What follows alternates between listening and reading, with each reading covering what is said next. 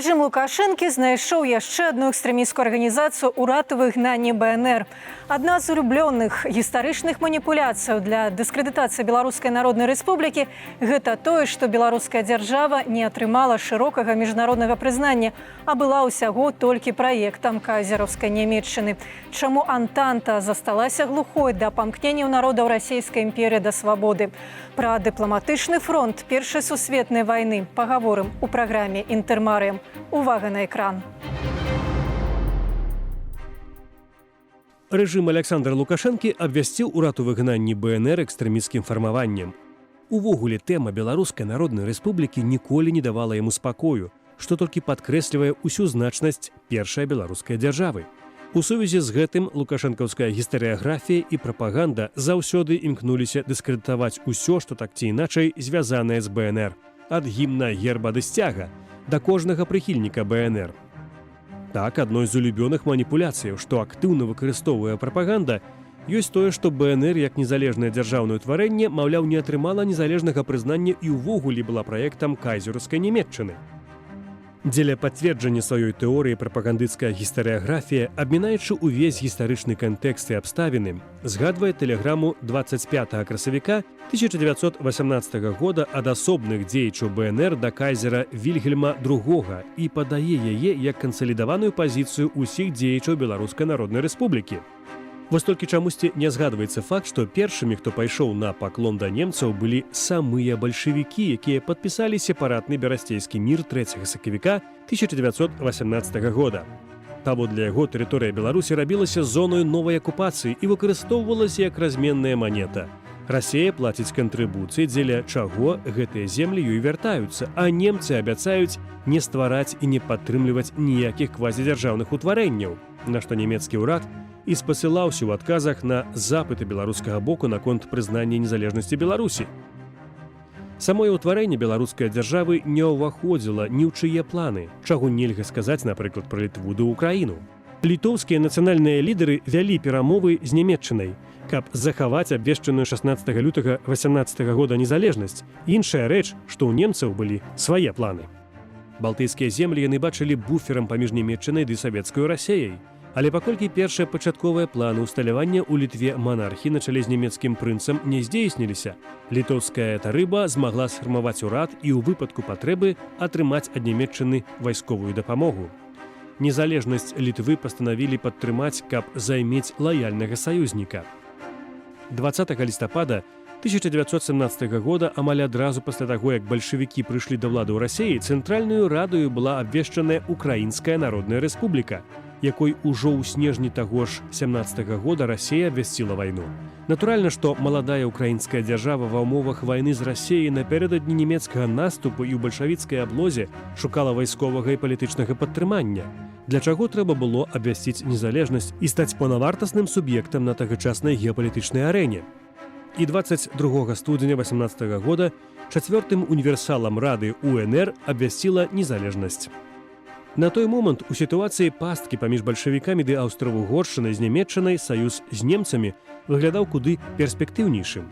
Тым больш, што самая Нямецчына актыўна выказвала інтарэс да УНР перадусім як да крыніцы вельмі патрэбнага збожжа, а таксама выхаду да Чорнага мора і доступу да данбаскага вугалю. Падзеі вясны-восені 18 года, што прывялі да вайсковага і палітычнага аслаблення Нямецчыны і яе саюзнікаў, як на заходнім, так і на ўсходнім франтах, паказалі, што арыентавацца на Нямецчыну было памылкаю. Нацыянальную карту яна разыгрывала ўсё ж дзеля сваіх уласных інтарэсаў. Але і беларусы, і літоўцы, і украінцы не мелі добрага выбару і мусілі ісці на прапанаваныя ўмовы. Часамі атрымлівалася карэктаваць іх.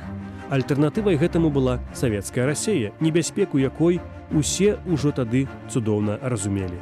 І, як паказаў час, недарэмна.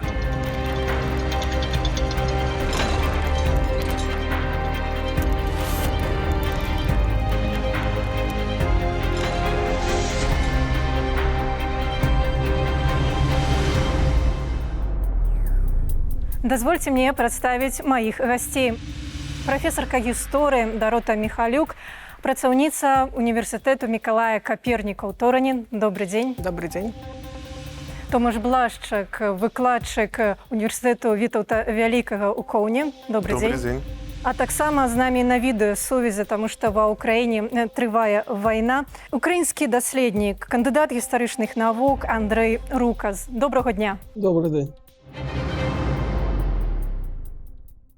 Спадар Томаш, у меня да вас першае пытанне, таму што вы да нас прыехалі з Літвы. Чаму ў 18 годзе ў Літве атрымалася не толькі пабудаваць дзяржаву, але адстаяць сваю незалежнасць, а ў Беларусі і Украіны не? Так, to jest bardzo duże pytanie. Гэта вельмі вялікае пытанне, калі можна так сказаць. І адказу адназначнага, відаць, няма. Аднак, напэўна, адным з чыннікаў было тое, што літоўцы ад пачатку стварэння сваёй дзяржаўнасці вельмі інтэнсіўна вялі перамовы. Гэтыя перамовы прывялі да стварэння першага літоўскага ўраду пад канец 18-го году. Ну і той факт, што нямецкія войскі заставаліся на тэрыторыі Літвы практычна да паловы 1919 году.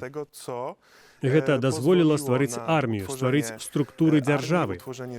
І мне здаецца, гэта быў галоўны чыннік, які дапамог Літве ў 1918 годзе абвясціць незалежнасць дзяржавы. І пазней рэалізаваць гэты праект стварэння незалежнай літоўскай дзяржавы. Працэс быў вельмі складаны. Ад абвяшчэння незалежнасці 16 лютага 1918 да міжнароднага прызнання, якое адбылося ў 1921 або 22 годзе, прайшло 3 ці 4 гады.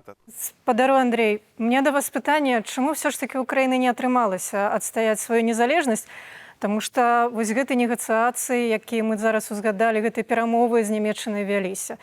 Нямецчына, ды не толькі былі зацікаўлены ва ўкраіне, калі пра Літву казалася, што гэта былі зацікаўлены ў стварэнні буфернай дзяржавы, то Украіна гэта жытніца заўсёды была, і вось зацікаўлены былі ў збожжы украінскім, тая ж самая Нямецчына.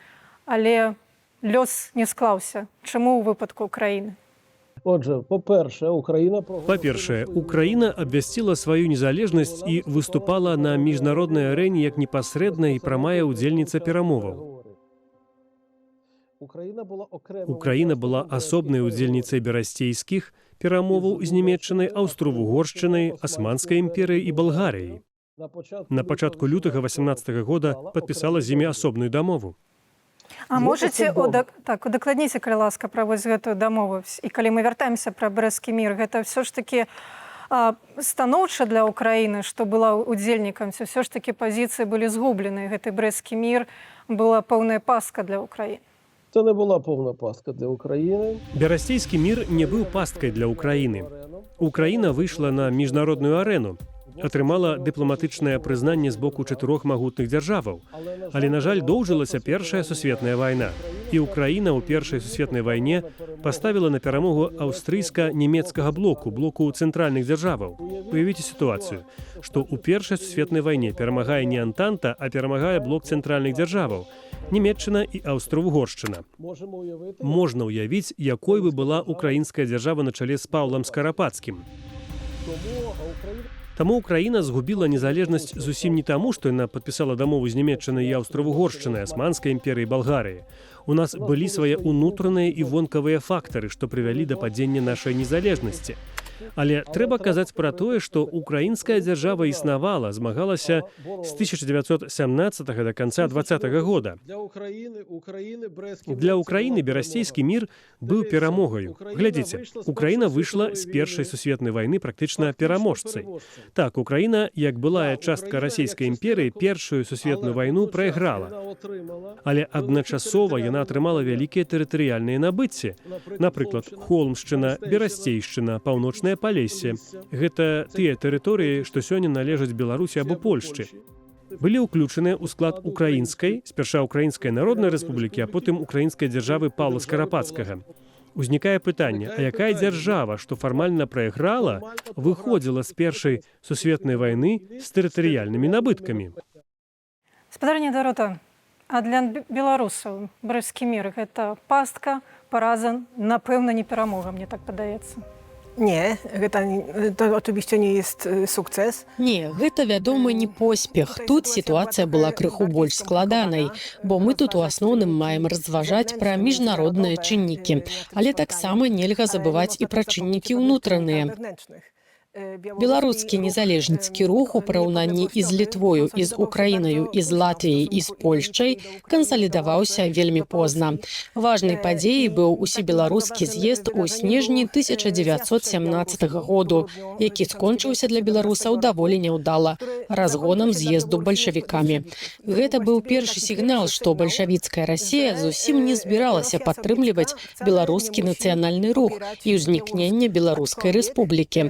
Але ў сваю чаргу гэты рух стваралі сацыялісты, якія бачылі будучыню ў вельмі шчыльным федэратыўным звязе з дэмакратычнай Расіяй, якой на той момант яшчэ не існавала, але яны спадзяваліся, што некалі такая ўзнікне.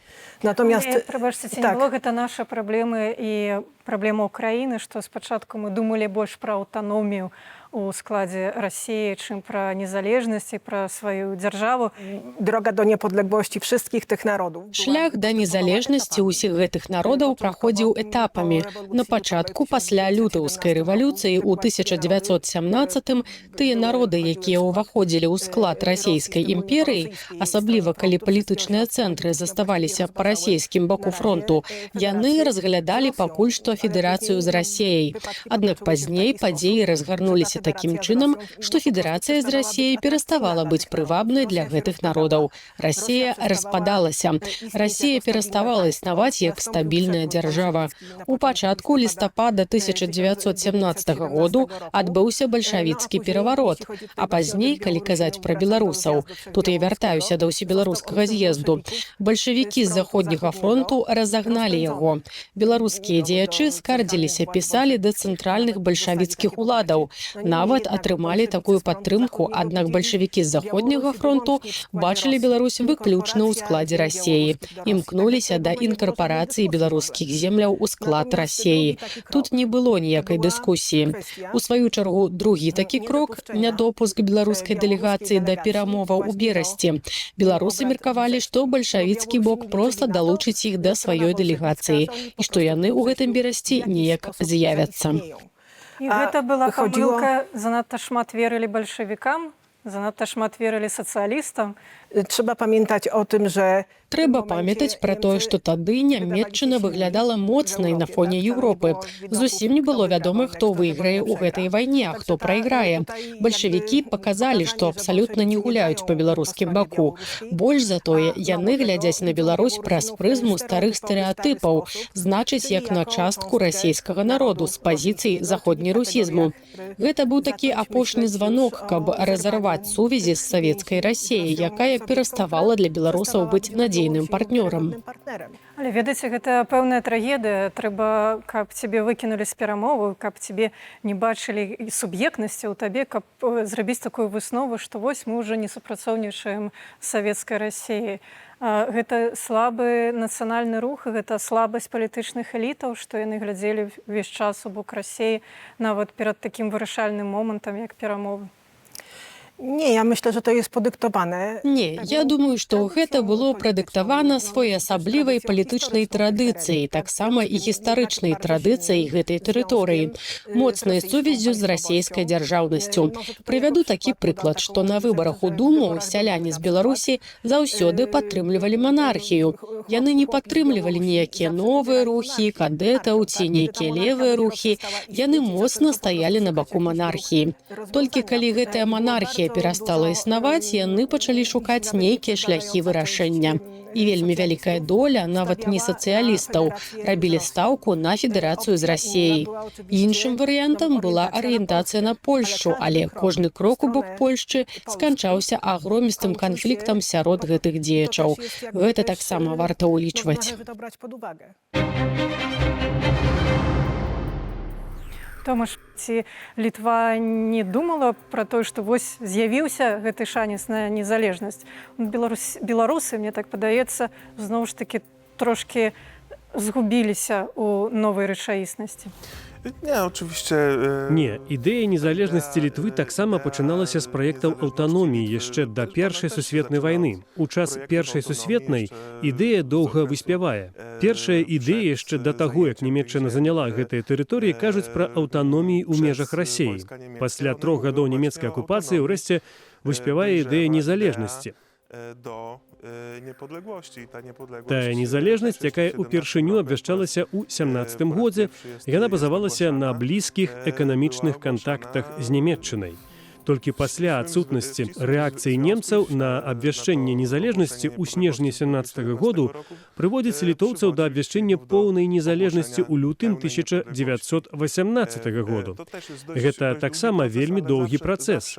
Але заўсёды думка пра незалежнасць пачынаецца з аўтаноміі. Але правильно я разумею, што літоўцы нават не толькі яшчэ не мелі, скажем, такога аднадумства, які гэта будзе палітычны праект, што гэта можа быць не рэспубліка, монархія, нават былі такія дыскусіі. Nie, jest tylko mowa o ogłoszeniu Не, гаворка вядзецца пра абвяшчэнне дзяржаўнасці, а якім чынам будзе стварацца гэтая дзяржаўнасць, не было ясна. Літоўская рада, якая пазней стварыла гэтую дзяржаўнасць, мела розныя падыходы. Не забывайма, што з лістапада 1916 году існуе такое ўтварэнне, як польскае каралеўства з рэгенскай радай, таксама монархія. І Літва, шукаючы свайго бачання дзяржаўнасці, таксама, можна сказаць, кідаецца між рэспубліканскім ладам і монархіяй. І практычна праз паўгады у 1918 годзе гэты літоўскі праект дзяржаўнасці уключае монархію. Быў нават кандыдат на караля Літвы, які меў быць каранаваны пад імем Міндоўга II, Вільгельм фон Урах. Толькі падзенне монархіі ў самой Нямецчыне перакрэсліла гэты план стварэння каралеўства Літвы. Спадар Андрэй, я хочу вярнуцца да той тэмы брэсцкага міра. Прагучала тое, што Украіна выйшла пераможцам, бо ўсё ж такі павялічыла свае тэрыторыі. Мне тут крыху рызанула датычна Берасцейшчыны. Вось, што Украіна атрымала Берасцейшчыну. Ці не было нейкага канфлікта паміж дзеячамі украінскімі і беларускімі датычна гэтых такіх памежных тэрыторыяў? Конфлікта жодного не було. Ніякіх канфліктаў не было. Рэч у тым, што Беларуская Народная Рэспубліка ніколі не кантралявала сваіх тэрыторыяў. Наогул, органы мясцовай адміністрацыі ці дзяржаўнай улады Беларускай Народнай Рэспублікі напоўніцу ніколі не функцыянавалі. І гэта фактычна была справа дэмаркацыі гэтай мяжы на месцах паміж нямецкай акупацыйнай уладай і уладай Украінскай Народнай Рэспублікі, а потым украінскай дзяржавы Паўла Скарапацкага. Таму ніякага канфлікту не было. Больш за тое, Украінская Народная Рэспубліка і Украінская дзяржава прызналі Беларускую Народную Рэспубліку. І беларускі консул прыехаў у Кіеў выконваць свае дыпламатычныя функцыі і паўнамоцтвы. Наадварот, было поўнае ўзаемаразуменне. А што да Берасцейшчыны, гэта тэрыторыя са змяшаным складам насельніцтва, дзе жылі і жыве дагэтуль вялікая колькасць як украінцаў, так і беларусаў. І зразумела, што высоўваліся пэўныя прэтэнзіі на гэтыя сумежныя тэрыторыі. Таму тут ніякіх канфліктаў не было. Плюс трэба разумець, што нашыя дзяржавы былі на розных ступенях фармавання. Калі ва ўкраіне працэс дзяржаваўтварэння ішоў актыўна, у нас была дзяржава, у нас была тэрыторыя, міжнародна прызнаныя межы, у нас была ўлада, у нас была адміністрацыя на месцах, у нас было войска. Магчыма, не самае моцнае і не самае вялікае, але нейкае было, якое магло абараняць. Беларуская Народная Рэспубліка, на жаль, была пазбаўленая ўсіх гэтых атрыбутаў дзяржаўнасці. Таму, вядома, ёй было складана ў гэтым плане эфектыўна неяк супрацьстаяць таму, што на берасцейскіх перамовах цэнтральныя дзяржавы перадалі ўкраіне тыя тэрыторыі, на якія прэтэндавала Беларуская Народная Рэспубліка. Проста паглядзіце на мапу, напрыклад, на мапу Беларускай Народнай Рэспублікі, якую малявала ўлада БНР. Паглядзіце на рэальны стан рэчаў, якія з гэтых тэрыторыяў БНР фактычна кантралявала. Гэтая розніца ступеняў фармавання дзяржаваў прывяла да таго, што Украіна была на некалькі крокаў наперадзе, Беларусь была ззаду. Але насамрэч ніякіх страшных канфліктаў, прычым канфліктаў, якія маглі прывесці да беларуска-украінскай вайны, вядома, не было. Спадар Недарота, да вас пытанне наконт межаў. Не магу яго абысці. Ці сапраўды не было ніякіх канфліктаў? Як мы з Украінай самі дамаўляліся? Магу памыліцца, але мне падаецца, што межу паміж Беларусю і Украінай падпісалі мы пагадненне ўжо падчас сучаснай гісторыі, скажам так, гэтага перыяду. To znaczy, właściwie mogę się zgodzić tutaj. У сапраўднасці я магу тут пагадзіцца з Андрэем. Тут нейкага такога выразнага канфлікту не было. Толькі 9 сакавіка, ўжо пасля падпісання Берасцейскай мірнай дамовы, прымаецца другая ўстаўная грамата, якая абвяшчае Беларускую Народную Рэспубліку. Czyli jakby Гэта адбываецца пасля 3 сакавіка, калі было прынятае рашэнне, што на тэрыторыі нямецкай акупацыі нельга ствараць ніякіх новых урадаў, ніякіх новых палітычных суб'ектаў. І 25 сакавіка Беларуская рэспубліка абвяшчае незалежнасць. Што яшчэ хочу сказаць пра гэтыя адносіны паміж урадам Беларускай Народнай Рэспублікі з урадам Украінскай Народнай Рэспублікі. Супадзенне назваў не выпадковае. Беларускіх і украінскіх сацыялістаў у той час шмат што аб'ядноўвала. Яны мелі супольны досвед з часоў расійскай імперыі. У іх быў супольны досвед з часоў Першай сусветнай вайны. Вельмі падобныя працэсы. У часе перад вайной і падчас вайны іх аб'ядноўвала шмат прыватных кантактаў. У сваю чаргу Беларуская Народная Рэспубліка адназначна была ў горшай сітуацыі. У яе не было ніякай арміі, у яе не было магчымасці стварыць узброеныя сілы. Урад Беларускай Народнай Рэспублікі звяртаўся да немцаў, як да кіроўнай сілы на гэтай тэрыторыі акупантаў з просьбай падтрымкі беларускіх узброеных сілаў. Ён спадзяваўся на падтрымку, бо суседзі і украінцы, і літоўцы атрымалі яе. У сваю чаргу беларусам адмовілі. А цяпер, калі казаць пра межы... Мне складаецца ражна, што беларусы проста, як заўсёды, не маюць ні да кого прэтэнзій. Nie, natomiast chcę powiedzieć... Не, але я хочу сказаць, што фармаванне беларускай дзяржаўнасці было жывым працэсам, не было супольнай ідэі.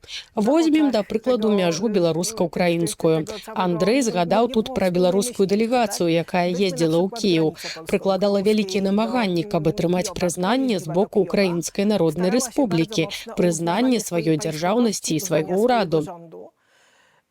Украінская Народная Рэспубліка не магла афіцыйна прызнаць БНР, бо яна ж афіцыйна знаходзілася ў зоне нямецкай акупацыі.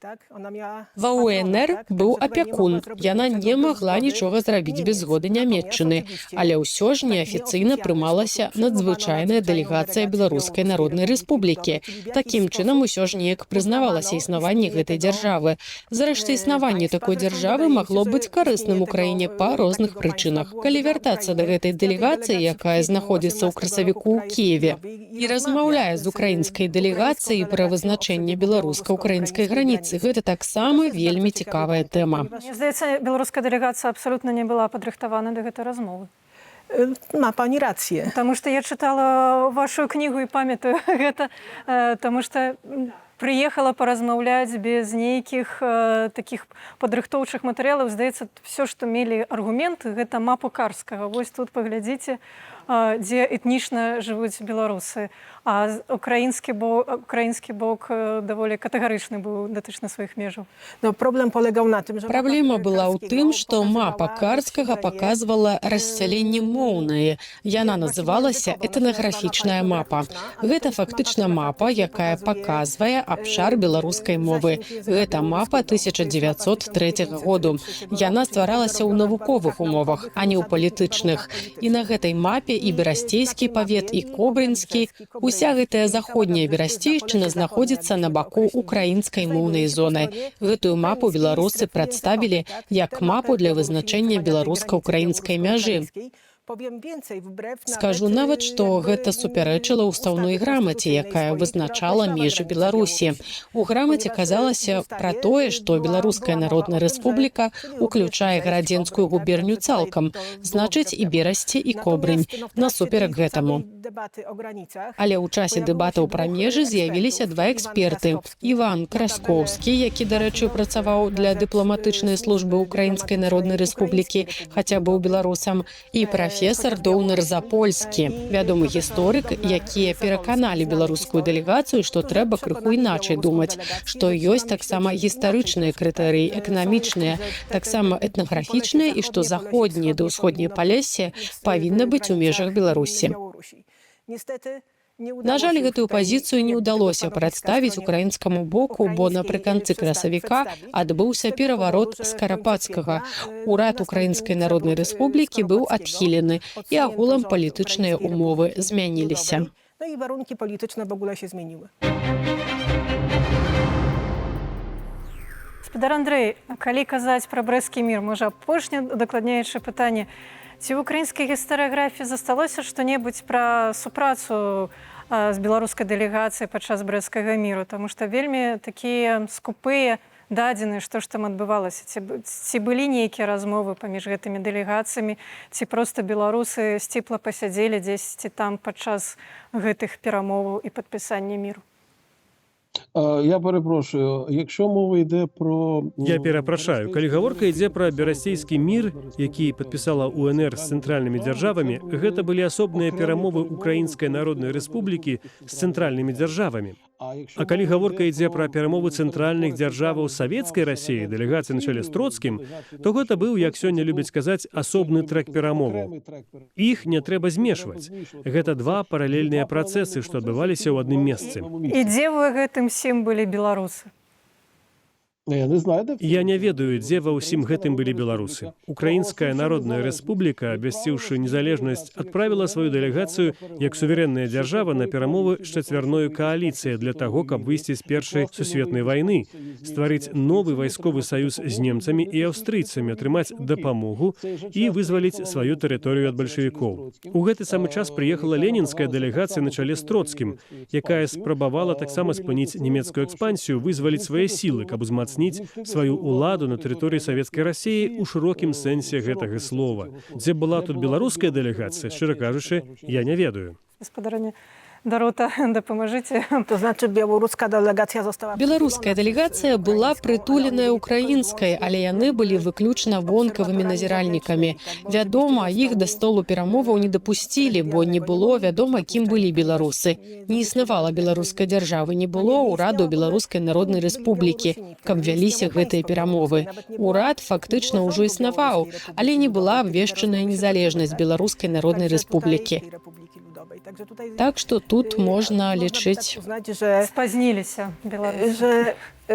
Не паспелі. Oni nie byli stroną tego traktatu, tak? Яны не былі бокам гэтай дамовы, пра іх увогуле не казалася. Немцы глядзелі на Беларусь. Мне нават цяжка сказаць, якім чынам, гэта трэба было б неяк прааналізаваць. Гаспадар Андрэй, вяртаюся да вас. Ведаеце, вы ўжо згадалі пра тое, што украінская дзяржава звяртаецца да нямецкага боку, так, але не звярнулася да Антанты. Ці ввогуле не было такой стратэгіі, што здарылася, зрабіла памылку, але ці па-іншаму магло б быць іначай? Помилку вони не зробили. Памылкі яны не зрабілі, яны абапіраліся на логіку тых падзеяў, што адбываліся зімой 18-го года. Гэта па-першае, а па-другое, у нас былі нашыя палітыкі, дзяржаўныя дзеячы, якія мелі сувязі з высокімі чыноўнікамі ў Берліне, Вене. Яны маглі б на роўных размаўляць з немцамі, аўстрыйцамі, яны маглі пераконваць у неабходнасці падтрымліваць ідэю украінскай незалежнасці. І ўрэшце гэта і адбылося. Сапраўды, украінская незалежнасць атрымалася ў 1918 годзе, дзякуючы актыўнаму падтрыманню нашых новых саюзнікаў, немцаў і аўстрыйцаў. Але, на жаль, Антанта не бачыла украінскага нацыянальнага руху. У нас не было такога прадстаўніцтва пры дзяржавах Антанты, што мелі палякі. Я маю на ўвазе камітэт Рамана Дмоўскага, які быў прызнаны Антантай часовым урадам будучай незалежнай Польшчы. Праводзіліся перамовы з прадстаўнікамі Антанты ў канцы снежня 17-го, на пачатку 18-го года наконт дамоўленасці. Антанту на той момант цікавіў працяг Першай сусветнай вайны. Першая сусветная працягвалася, Антанце быў патрэбны ўсходні фронт, а Расія не магла ўжо весці далей актыўных баявых дзеянняў у Першай сусветнай вайне.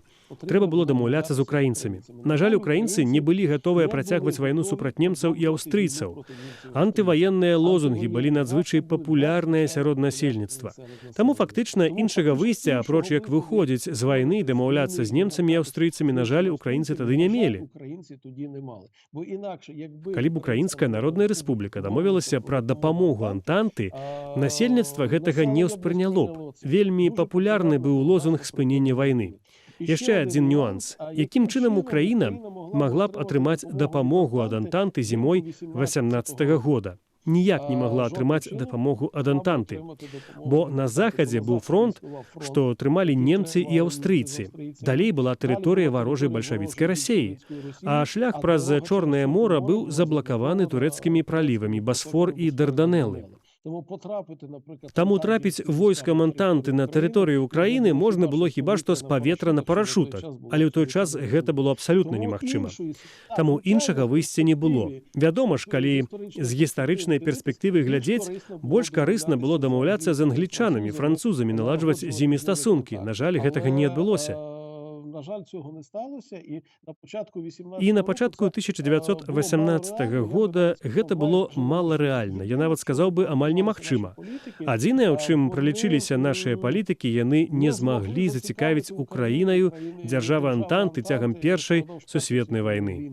Калі б мелі такіх людзей у Парыжы і Лондоне, як Дмытро Дарашенка з Саюзу вызвалення Украіны, тады сітуацыя была б зусім іншая.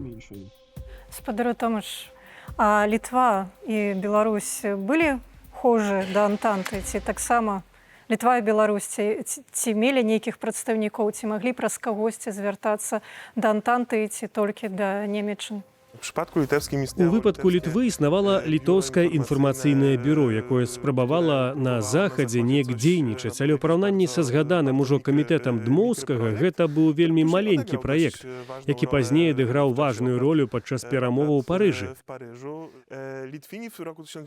У 19 годзе літоўцы ўжо падрыхтавалі адпаведныя матэрыялы. Яны спрабавалі тлумачыць, чаму Сувальская і Гарадзенскія губерніі павінны належаць да літоўскай дзяржавы.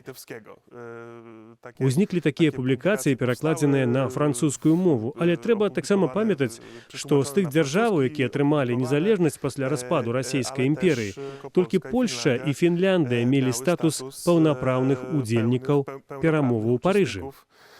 Конферэнцыі в Парыжу. Спадарня Дарота, ці тое, што беларусы звярнуліся з тэлеграмай да казераўскай Нямецчыны, беларуская прапаганда кажа пра тое, што гэта памылка. Але ці была гэта памылка, таму што не толькі беларусы звярталіся да той Нямецчыны?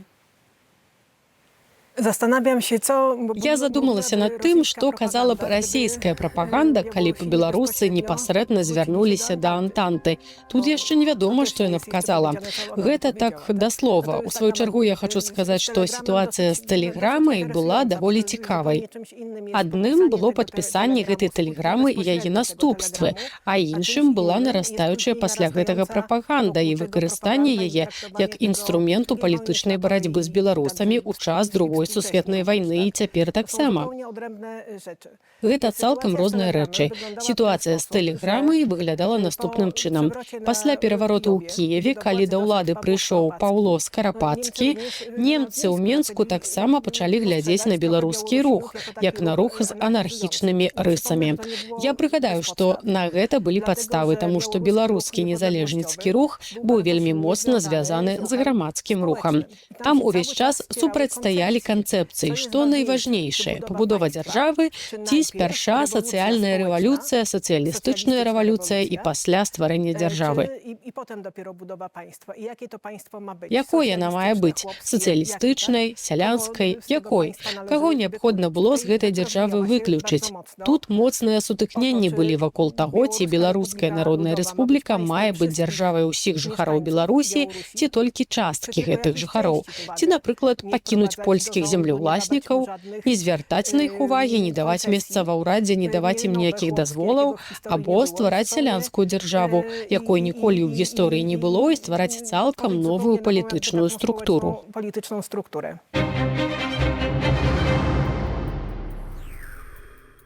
Спадар Андрэй, яшчэ хацела вас запытаць, вось галоўнае адрозненне, пра якое вы сёння сказалі, гэта тое, што УНР, украінская дзяржава, мела войска, а беларусы, войска, Беларуская Народная Рэспубліка не мела гэтага войска. Была армія, але незалежнасць не абаранілі. Чаму? Це один з елементів. Гэта адзін з элементаў, наяўнасць войска, як адна з прыкметаў дзяржаўнасці, неабходная, але не заўсёды абавязковая. Тут рэч не толькі ў войску. Чаму Украіна не змагла ўтрымацца як незалежная дзяржава? Тут шэраг фактараў. Гэтае клятае пытанне цікавіла ўкраінскую эміграцыю цягам амаль 100гадовага існавання. Хто вінаваты? Украінская эліта не змагла зразумець настрою украінскага грамадства. Ці украінскае грамадства ўзроўнем сваёй свядомасці не адпавядала ідэям незалежнасці? Калі так вельмі проста адказваць на гэтае пытанне, то бок шукаць вінаватых, ці гэта несвядомае насельніцтва, ці эліты, якія не разумелі насамрэч патрэбы ўкраінскага сялянства. У нас было недафармаванае грамадства, у нас не было ўкраінскага пралетарыяту. Гарады ў пераважнай большасці былі не ўкраінскімі. Украінская нацыя на той момант на 80-90%, гэта сялянская нацыя. Сяляне паводле ўзроўню нацыянальнай свядомасці, скажем так, стаялі на крыху ніжэйшым узроўні. Іх больш цікавілі інтарэсы ўласнай гаспадаркі, павету, плюс даволі нізкі ўзровень асветы. Дзесьці траціна насельніцтва умела чытаць і пісаць, і гэта не згадваючы ўзроўню палітычнай свядомасці. Плюс умелая бальшавіцкая прапаганда, што грала на пэўных стэрэатыпах і міфах, сваркі паміж нашымі лідарамі, калі Вінічэнка ненавідзеў Пятлюру. Пятлюра не мог дамовіцца з Вінічэнкам, і Грушэўскі ў адказны момант уцёк за мяжу. І ўсе дружна павалілі ўрад гетмана Паўла Скарападскага. То бок, былі яшчэ, ўласна, унутраныя праблемы. Плюс адсутнасць міжнароднага падтрымання. На жаль, акрамя пэўных дыпламатычных поспехаў на пачатку. Пасля завяршэння Першай сусветнай вайны пераможная Антанта разглядала Ўкраіну як такі нямецкі праект і доўгі час абсалютна не хацела заўважаць Украіны. І мы не былі прадстаўлены на Парыжскай мірнай канферэнцыі як асобная дзяржава. Там былі нашыя людзі, але яны не мелі афіцыйнага статусу. Мы былі пазбаўленыя вонкавага падтрымання. Нам ніхто не дапамагаў зброяй і боепрыпасамі. Не кажу ўжо пра войскі. Адзіная дзяржава, што працягнула руку дапамогі ўкраіне, але гэта сталася ў 1920 годзе, была Польская рэспубліка. Але сіла ў адной Польшчы для таго, каб дапамагчы ўкраіне адстаяць яе незалежнасць, у 20 годзе было яўна недастаткова. Таму аднаго простага адказу на пытанне «чаму», на жаль, няма. Яшчэ раз паўтаруся, гэта сума многіх фактараў і прычынаў, што прывяла да такога выніку. Але калі пафантазіяваць, калі б у Украіне атрымалася адстаяць незалежнасць у 20-21 годах, у нас былі б усе шансы быць прынятымі ў Лігу нацыяў. І, магчыма, нам тады гэта атрымалася б зрабіць. Хаця вось нават грузіны адстаялі сваю незалежнасць да сакавіка 21 года і былі ўжо размовы пра дэ-факта прызнання Грузіі як незалежнай дзяржавы. І ішлі размовы пра ўваход Грузіі ў Лігу нацыяў, але гэта таксама яе не ўратавала ад савецкага ўварвання. Калі б нашая барацьба працягвалася трошкі даўжэй, магчыма, у нас былі б шансы паўтарыць шлях Літвы і стаць незалежнай суверэннай дзяржавай. Яшчэ адзін нюанс. За Літву савецкая Расія не ваявала так моцна, так актыўна і так крывава, як яна ваявала за Ўкраіну, бо Ўкраіна — гэта Чорнае мора, гэта вугаль, гэта жалезная руда, гэта хлеб, гэта цукар, гэта багата іншых важных, карысных прыродных выкапняў.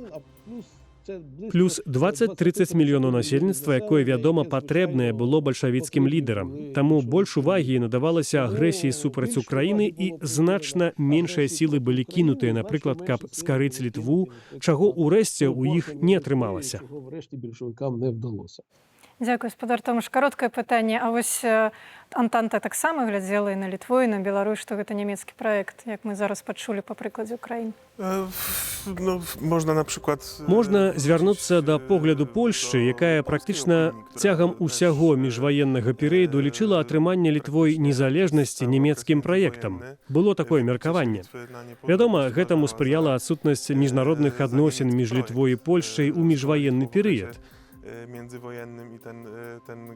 Літва была краінай суседкай, але яна была цалкам невядомай, што спрыяла нарастанню меркавання пра незалежнасць Літвы як нямецкі праект, які перашкодзіў адраджэнню Вялікай Рэчы Паспалітай. Нямецкае пытанне тут заўсёды грала ролю, а ў выпадку Антанты непрызнанне гэтых новых утварэнняў на былых расійскіх тэрыторыях па-за Польшчай і Фінляндыя грала важную ролю. odgrywało ważną rolę. Ви знаєте, ми живемо трошки в полоні Другої світової війни, і на німців дивимося як на, Я якусь там думаю, нацистську Німеччину. Плюс у тым, што немцы бачылі у тым, што мы асобныя народы у адрозненне ад той ж самай Расіі. Ні, я маю на увазі, от, наприклад, те, що Я маю на увазі, што Лукашенко абвінавачвае БНР, што яны былі сатэлітамі Нямецчыны. У нас пасля другой сусветнай вайны склалася негатыўнае стаўленне да ўсяго нямецкага. Насамрэч, нямецкі праект гэта нармальна, як фінскі, аўстрыйскі, французскі ці нейкі іншы праект. Гэта абсалютна нармальна. Да гэтага трэба падыходзіць нейтральна. це Rosyjski. єдине, що хотів сказати. Дзякуй, Ja tutaj może to spuentuję w taki Я тут, можа, гэта падсумую такім чынам. У 1918 годзе ніякага нямецкага праекту адносна беларускай дзяржавы проста не існавала. Такога праекту не было. Гэта былі толькі мары часткі незалежніцкага лагеру, які хапаўся за кожны шанец, каб заіснаваць. А як прыклад таго, наколькі немцы, ангельцы ці французы нічога не ведалі наконт гэтай часткі Еўропы, я магу згадаць перапіску 1919 году, якая захавалася ў МЗС Вялікай Брытаніі. Туды трапляе адзін ліст. Беларусы намагаюцца атрымаць прызнанне незалежнасці. І на ангельскай мове даходзіць адзін з лістоў ураду Беларускай Народнай Рэспублікі, у якім просяць прызнаць такую дзяржаву, звярнуць на яе ўвагу, якраз праходзіць Парыжская канферэнцыя. У лісце накіроўваецца просьба звярнуць увагу, прыхіліцца да просьбаў беларусаў. Ліст па-ангельску і назва дзяржавы перакладаецца як White Russia. White Russia, tak? I zaczyna się korespondencja między tutaj І пачынаецца перапіска між міністрам і дыпламатамі. Што гэта за White Russia? 1919 год. Што такое White Russia? Белыя расейцы ўжо падгорадняй наўпрост задаецца такое пытанне. Тады не было аніякіх ведаў пра тое, хто такія беларусы. Я хочу падзякаваць маім гасцям за гэтую дыскусію. Фактычна гісторыя любой дзяржавы дзеліцца на два перыяды: перыяд вайны і перыяд міру. Маючы ўжо такі балючы досвед, варта разумець, што шукаць саюзнікаў і дамаўляцца з партнёрамі трэба загадзя, у час зацішша паміж войнамі. Калі для вас гэта бяспечна, падпісвайцеся на нас на нашым YouTube-канале «Белсад Гісторыя» і сачыце за намі ў нашых сацыяльных сетках. Для вас працавала Настя Ліна. До новых сустрэчаў.